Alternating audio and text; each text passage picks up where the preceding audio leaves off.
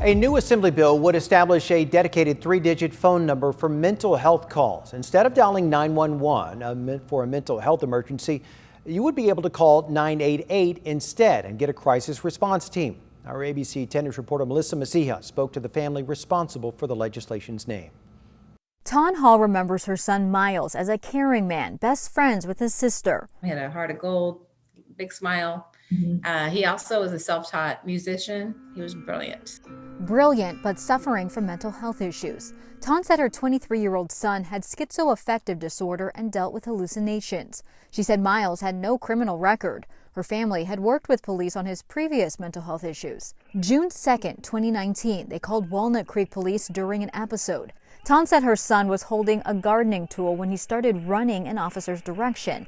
He was shot and killed. We even had a mental health officer that was established that knew our family. So we were feeling like, okay, they're coming to help him with care and compassion. And unfortunately that day they came and he was shot 4 times. Tawn, who grew up here in San Diego, feels 988 could have saved her son. All you need to do is have someone who's trained and understands what someone who is going through mental illness needs. A federal bipartisan bill signed into law last year established 988 as the new suicide prevention and mental health crisis hotline. States have until next summer to launch it. In California, AB 988, known as the Miles Hall Lifeline Act, would establish a 24/7 crisis center that would be able to deploy services. San Diego psychiatrist Dr. Eric Rafla-Yuan said we need the right people to respond to emergencies. Are police equipped to handle mental health issues, mental health crises?